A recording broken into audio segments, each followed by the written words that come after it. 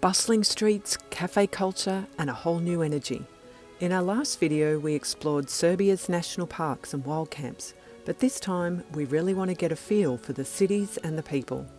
We're visiting not one but 3 of Serbia's main cities, Novi Sad, Belgrade and Nish, each with its own personality, history and charm. And we get to enjoy some legendary hospitality at one of our favourite campsites ever. Well friends, hello. We are today in Novi Sad, right on the banks of the beautiful Danube. Let's call these guys out fishing. Across the river is the Petrovaradin Fortress. It's actually quite warm today. It is the 16th of September and it's about 25 degrees. Today we're going to explore the old town and the fortress. This is one of the older streets and it's called Donavska Street or Danube Street. We really loved all the street musicians in Novi Sad.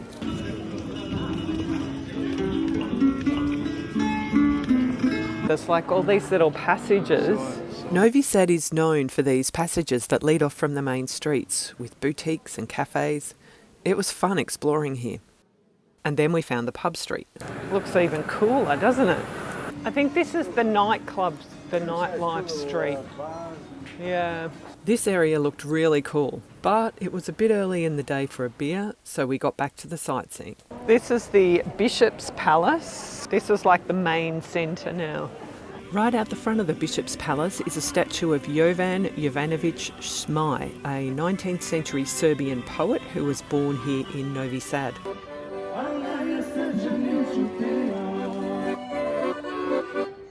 This is the Serbian Orthodox Church of St. George. It's the most important and largest Orthodox church in Novi Sad, and it was built from 1734 to 1740. A lively pedestrian street leads from the Bishop's Palace up to Freedom Square. There weren't many tourists here, but lots of locals enjoying the beautiful day. At the end of Zmajevina Street, you come to the Freedom Square or Liberty Square. Trg Slobodo, and look at this.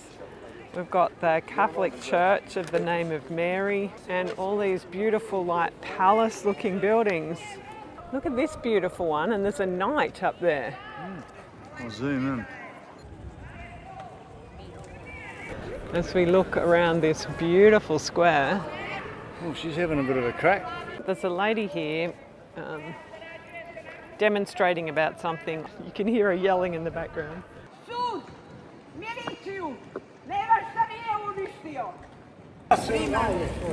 He wasn't happy. The sign says that you just put down Putin, the evil killer, lives here. We left the political protester to it and enjoyed watching this old fellow.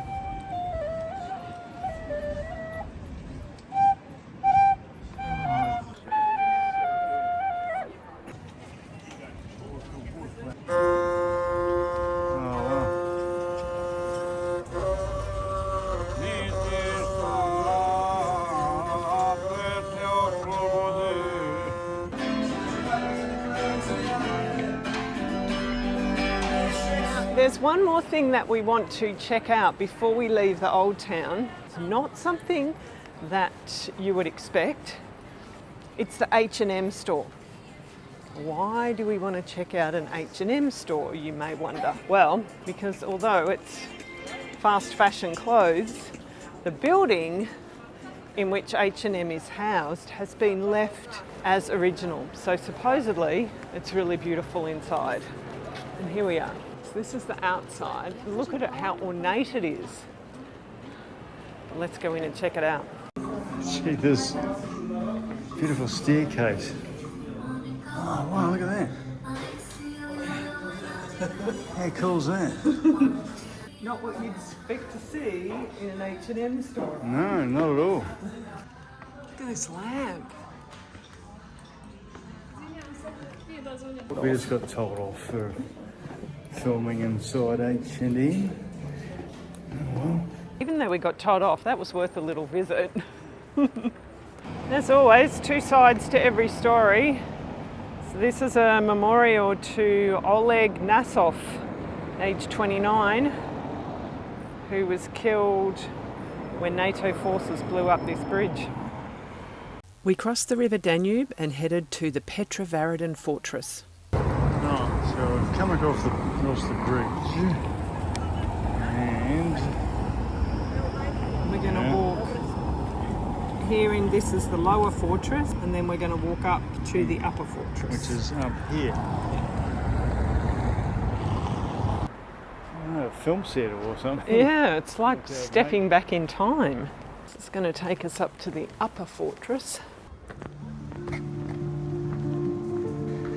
This is cool. I've got to say, the fortress is all looking a bit old and decrepit. I kind of expected a bit more, I guess.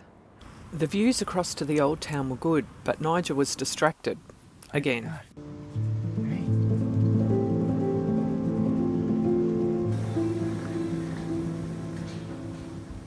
Right up at the top now. This place is weird. It is kind of weird, eh? I don't know what to think of it. I know. And we've got, Are we missing something? Yeah, I don't know. Right, this is the Pijani Sat, or the drunk clock. So unlike most clocks, the hour hand is longer than the minute hand. And the minute hand... Well, you were just saying, you look like a dingus. That dingus is pointing straight to 12. I don't think it's going to chime. Sorry, friends. We really thought that clock was going to chime. It was going to be worth waiting for, but no. We really enjoyed our day wandering around Novi Sad and seeing the sights of the city. But it was time for a beer. Well, it took a bit of locating, but we've made it to the Cherny Ovan. The Cherny Ovan, or Black Ram, is a small pub serving great craft beer. They support a rescue dog charity, and this was their mascot. Another friend. Oh, and the beer was excellent. Then it was time to say farewell to Novi Sad and make our way to the capital, Belgrade. There's definitely a lot of national pride here in Serbia. We saw flags flying everywhere, and we were greeted with this graffiti as we exited the motorway. Here's where we slept last night, right next to this busy road. The Belgrade camper stop was noisy but secure. We left the van here and caught the bus into the city. Number 35 bus. What's really cool is that all the buses in Belgrade are free. Pretty flash. What were you saying about the investigation? It went free in 1st of January. 1st of January this year. So this is the Scandally area. First stop, find coffee. Look at this cute little cafe. We sat down here to enjoy a traditional Turkish coffee. Oh, look at that mud.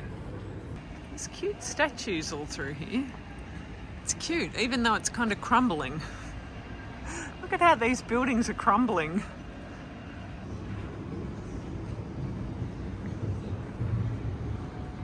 Oh, Danny boy, oh, Danny boy.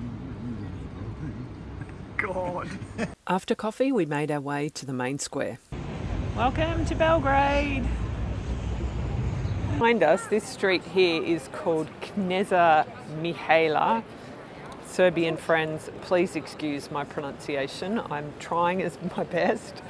And this is like the main pedestrian street, which is taking us from Republic Square all the way up to the Petrovaradin Fortress.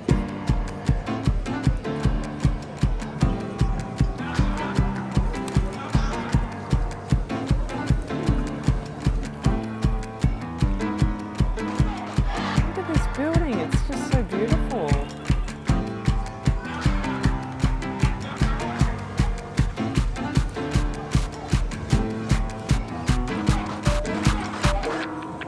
So this street that we've just walked down, Knez Mihailova Street, was named after Prince Mihailova Obrenović, and it was the first officially named street in Belgrade in 1870, 2 years before all the other streets were named.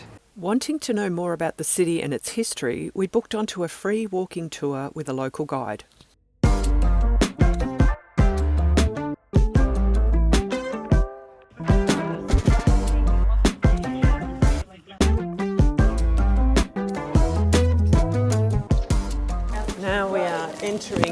to the Petrovaradin Fortress. The fortress dates all the way back to the 3rd century BC, and it's been rebuilt many times as the city was controlled by Byzantines, Serbs, Austrians and Ottomans. And this was built at the confluence of the two rivers, the Danube and the Sava. Danube. Also around the island. That's all Danube. So that's all Danube. Okay. And Sava is coming from here. And Sava. These are like labeled as the original graffiti of the city, or the first graffiti of the city. Authenticity is confirmed. So some Ottoman soldier guarding the door carved this. The tour finished at the Cathedral of St Michael the Archangel, built in the 1830s. This church contains relics of some Serbian saints, and just opposite is the Question Mark Tavern. The one in the middle is the Question Mark Tavern, which is the oldest pub in Belgrade. We didn't stop there as we wanted to check out the Belgrade craft beer scene.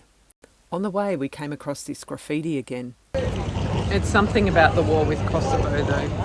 I asked my Serbian friend back in Brisbane and she told me it says, "When will the army return to Kosovo?" We passed by the beautiful Hotel Moscow on the way to the top-rated craft beer pub. Ah, there you go. Samo Pivo. Smells good. Oh, this is funky. Excuse me. Okay, what's this all about? I'm in Belgrade, Serbia. G'day, Bruce. And I'm having an Aussie pale ale called the Bruce. So you had the Bruce, I had the Moose. All right, you're going to have the Moose. We go to Moose.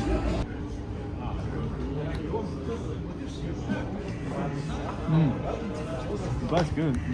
Yeah, the Serbian craft beers are pretty darn good. Yeah. Cheers. Bruce and Moose. Bruce and Moose. Because we prefer craft. We also visited the Gunners Pub, you know, for research purposes. Big thumbs up for Gunners Pub. Our local guide had told us about this funky area in the back streets near the Scandally district, so we went to check that out too. So apparently it's a car park, but this is where we go. This is way cool. Oh, thank you very much. God knows where we're going to end up. We're going into creepy town now. Just gets like more and more cool or creepy every minute. Fascinating area. There are a whole bunch of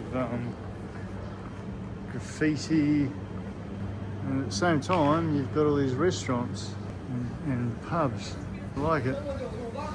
On the way back to the bus stop, Nigel made one of the most questionable food choices I've ever seen him make. Look at what Nigel is eating. That is like the worst thing I've ever seen. What even is that? So it's a hot dog with chips on the outside. It doesn't get more artery hardening than this. Is this traditional Serbian food? Let us know in the comments. Would you eat this thing? Just in case we can't park. Here's the big massive St Sava church. Looks like it's still being built.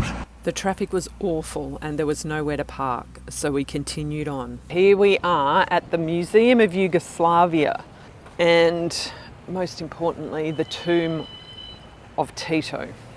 Tickets, information, gift shop, coffee shop, this way. Yugoslavia. So here in the gift shop you can buy mugs with Tito and also Marshall Tito soap. Marshall Tito soap. That's a new one. After walking through the souvenir shop with the Marshall Tito soap, we're going up to the House of Flowers, which is where his grave is. Here we go, House of Flowers.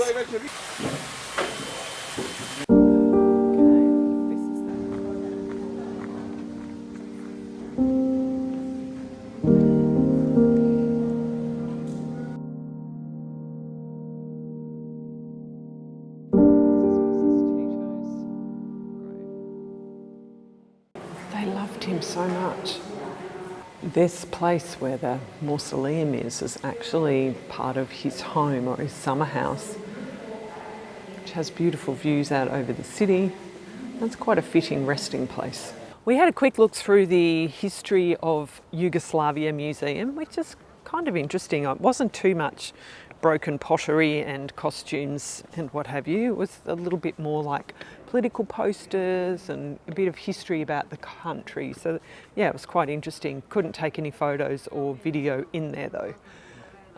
So it was 600 dinar per person to come to the museum and Tito's tomb. That was my favourite part. I'm glad we got to see that. And what got me was, or I think the both of us, is just how loved he was. That's what it seemed like. Yeah. And you don't hear any bad history on him. You know? He wasn't like Stalin or Hoxha, who did lots of bad things to his own people. Yeah, we got the sun in the wrong place. There we go. Is that better? Yeah, you can see us now. No, he seemed very well loved, and those images of the whole cities, just coming to a complete standstill, people getting out of their cars and, for a minute's silence. It just goes to show how loved he was. From Belgrade, we made our way to Nish, where we stopped at one of our favourite campsites so far. We've just arrived at the campsite. Haven't even had lunch yet, and we're having some Serbian rakia. This is homemade? Homemade, yes. Oh. My grandfather made it. Oh, your grandfather made it. Good man. Ooh! Do you say živeli? Živeli. Živeli.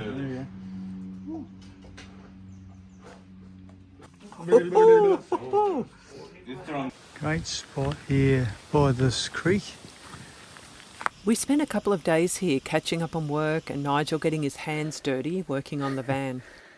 We have just spent 2 wonderful nights in this campsite here. It's called Popo Land, which of course I've been telling all the jokes about the name of this campsite, but it's here just outside of Nish. It's super quiet here. The sites are spacious, they're level. We were in the shade by a river.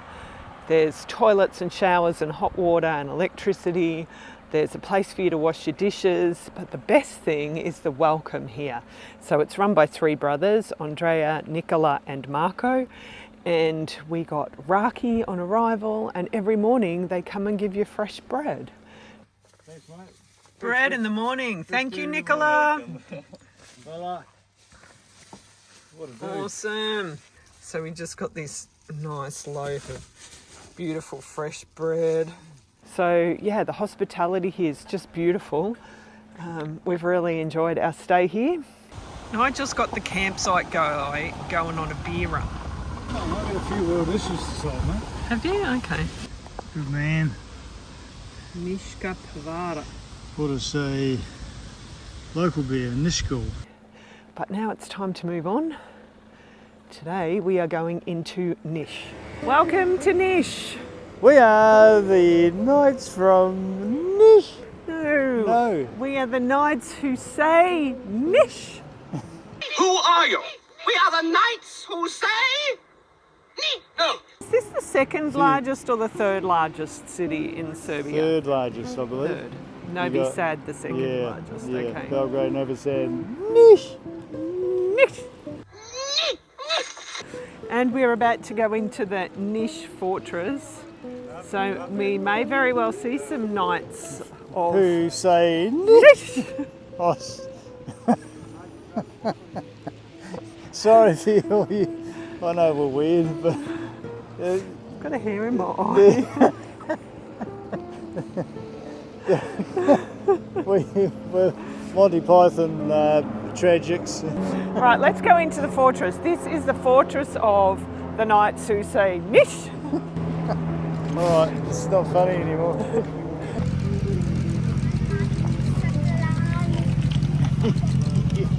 We're walking through the big city walls. Nishville, not Nashville, Nishville. So this is the old Turkish bath, which has been turned into a jazz museum. It's kind of a bit more like a big park than an actual fortress. Well, there's quite a few archaeological ruins, and this is like the remains of the bathhouse. So this is the monument to Prince Milan Obrenović and the liberators of Nish. So they liberated Nish from the Turks. So this is a mosque. It's the Bali Bay Mosque, and it's the only one that remains of the 10 that were originally standing here in the fortress. One would think if you were calling your town Nishville and having a music festival, it would be country music, but no, it's a jazz festival here in Nishville. Got to be honest here, the fortress is a little bit underwhelming compared to some of the other fortresses and castles that we've seen. It's really just a big park with a few old ruins in it. And the main reason the fortress is disappointing, Nigel, because we've seen no knights. We haven't. No, I mean a fortress without knights, it's just not a fortress really, is it? No. So it looks like more Roman ruins. And Nigel, I just remembered something. Speaking of Romans, Nish is where Constantine the Great was from. Yes. The Roman emperor. Here, wasn't he? The one who made Rome Christian. When you think of concentration camps, you probably think of Germany, Austria, Poland, and not so much Serbia. But in fact, there was, a Nazi concentration camp right here in Nish. You go through these gates and you never come out. Yeah. It's worthwhile pointing out that a lot of the sites here in Nish are closed on a Monday. So this concentration camp is only open Tuesday to Sunday. Hello, you're going to buy tickets here if you don't have. Thank you. This is the main building Yes. museum that you're going to visit, but this part here you're going to see just from the outside. It's Okay. office for the people who work here. Okay, Okay. thank you. Inside. Stella. What's interesting, you can still see the swastika. What does WACH mean? W-A-C-H-E. Guard, okay. So the entry fee here is 300 dinar per person. So the camp was set up in 1941 to detain Jews, communists, resistance fighters, enemies of the Nazi state generally. So the camp is named 12th of February, and I think that's the day that they organised this big escape. These are the people who participated in the escape. 42 people died getting over the fence, 105 of them escaped, but in retaliation, the Germans then killed 800 prisoners from this camp.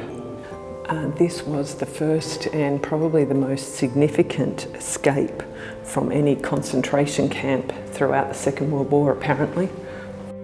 And welcome to your sleeping quarters.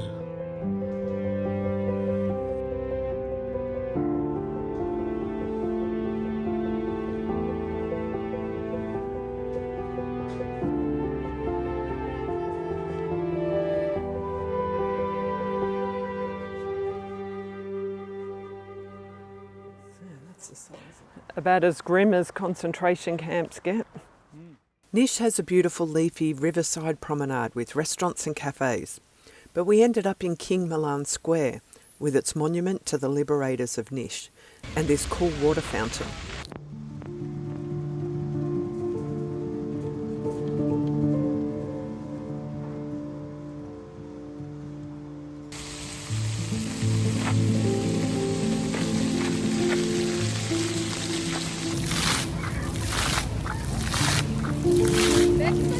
Here he is, the man, the myth, Constantine, in hoc signo vinces. By this sign you shall conquer. The one place in Nish everyone told us we had to visit is the Skull Tower. It's a bit out of town, so we decided to drive. Having all sorts of here you go, getting a car park near this Skull Tower. So just a wee tip about the parking at the Skull Tower. There is no parking, so we've done a bit of a dodgy here. Hopefully don't get ticketed. All right, so we finally made it to the Skull Tower. We have our tickets, 300 dinar each. The Skull Tower was built in 1809 after the battle for the liberation of Nish. The Ottomans built this tower from the skulls of 952 Serbs they had killed in the battle. It was built as a warning to anyone else who might have thought of rising up against them. Oh, straight away, there it is. Nowadays there are 59 skulls remaining in the structure, illustrating the horror of the original tower.